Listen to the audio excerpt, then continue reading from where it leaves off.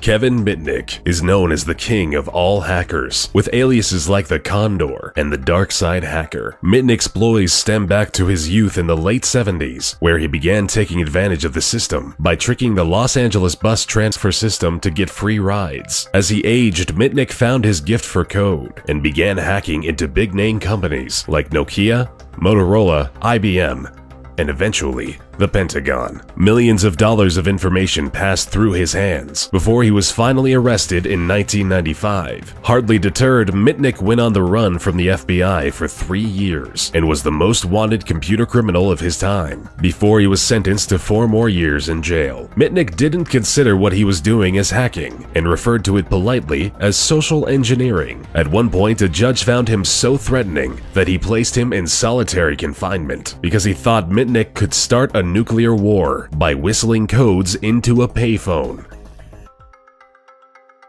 The dangerous British hacking duo of Matthew Bevan and Richard Price took the world for a potentially deadly ride for several weeks in their youth back in 1994. They began by attacking the Pentagon's network for several weeks and progressed further by stealing battlefield simulations. If that wasn't enough, they started intercepting messages from US agents stationed in North Korea and accessed sensitive material from a Korean nuclear facility. This was all incredibly alarming to the US because at the time, Price and Bevan were using US systems to infiltrate information from Korean systems, which, simply put, nearly sparked an international incident.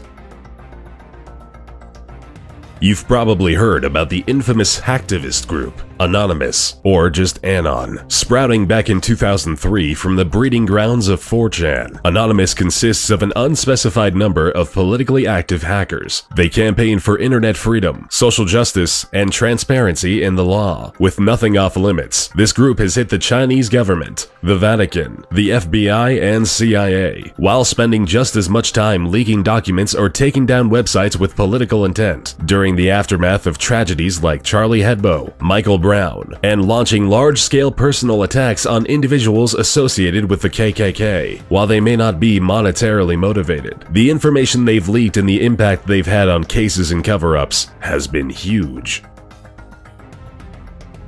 Little is known about Astra, which is the net alias of this notorious hacker who spent half a decade in the mid-2000s stealing high-profile weapons technology data and software. Astra would quickly sell this information to people and organizations across Brazil, South Africa, the Middle East, and the rest of the world. While no one knows how much money he was able to make or where it went, the damages he caused are estimated between $250 and $361 million.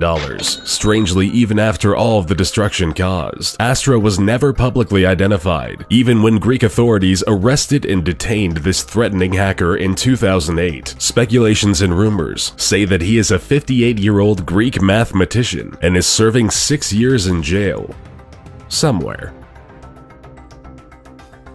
Gary McKinnon infiltrated over 97 US military and NASA servers in just a year during 2001. He deleted sensitive data, software, and files that cost the US government $700,000 in recovery charges due to the severity of the damage. Confident in his skills, McKinnon, who went by the alias Solo, taunted the military by posting, "Your security system is crap. I am Solo. I will continue to disrupt at the highest levels." Strangely enough, McKinnon wasn't in it for any kind of monetary gain, and it turns out he was just looking for files containing evidence of extraterrestrial life, which, according to McKinnon, he found.